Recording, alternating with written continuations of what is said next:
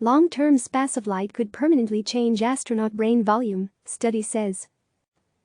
Researchers have identified previously unknown changes in the brains of astronauts on long-duration spaceflight missions, according to a new study. These long-term spaceflight missions on the International Space Station provide many ways to understand how space affects the human body, all of which can help NASA and its astronauts better prepare for missions that will get longer. The current schedule of 6-month stays on the space station will give way to longer stays. NASA's Artemis program will return humans to the moon by 2024 and eventually land them on the surface of Mars. This new study suggests that long-term spaceflight can permanently cause changes in brain volume and deform the pituitary gland. The pituitary gland, also called the master gland, is a tiny structure at the base of the skull that is responsible for the functions of multiple glands in the human body. The study published Tuesday in the journal Radiology. Astronauts on long-term missions aboard the space station have complained of what NASA calls spaceflight-associated neuroocular syndrome. The headward shift of blood that astronauts endure in the absence of gravity creates more pressure on the head. This has caused vision problems in more than half of the astronauts who have spent time on the space station. After returning to Earth, evaluations of the astronauts have revealed swelling of the optic nerve that connects the eye and brain, retinal bleeding, fluffy white patches on the retina, and other changes in eye structure. Multiple studies have centered on this phenomenon and how to ease it in astronauts, as well as detect other possible changes in brain caused by spaceflight.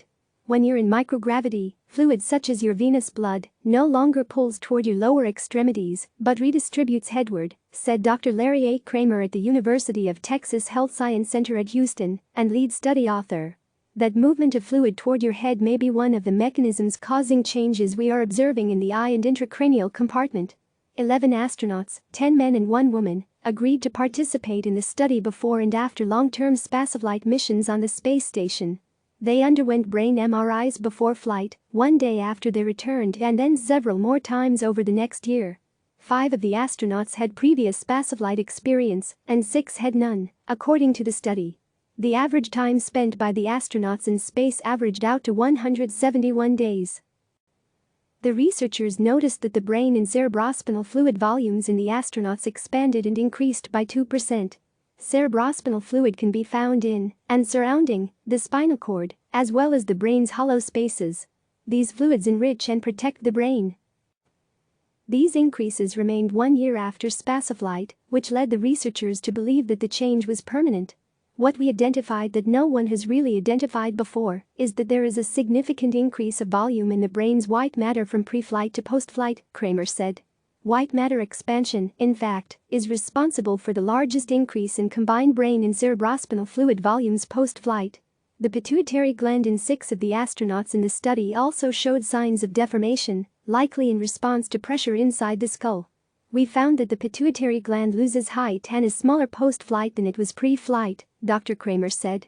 In addition, the dome of the pituitary gland is predominantly convex in astronauts without prior exposure to microgravity, but showed evidence of flattening or concavity post-flight.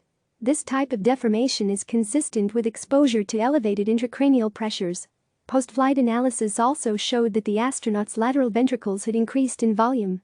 These are areas in the brain that contain cerebrospinal fluid. They compared the change to patients who experienced long bouts of bed rest.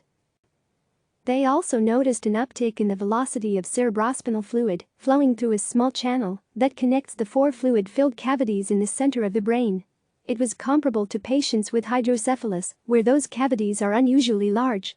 People with hydrocephalus can have dementia, trouble walking or issues with bladder control, none of which have been associated with astronauts. Previous issues associated with spaceflight, like bone and muscle loss, have been mitigated on the space station with the addition of exercise equipment and the recommendation that astronauts work out for at least 2 hours a day.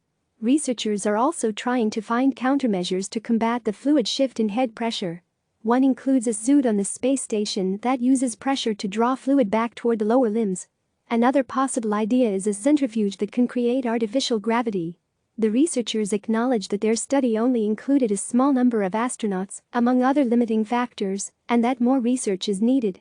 If we can better understand the mechanisms that cause ventricles to enlarge in astronauts and develop suitable countermeasures, then maybe some of these discoveries could benefit patients with normal pressure hydrocephalus and other related conditions, Dr. Kramer said. Click subscribe to receive the latest news.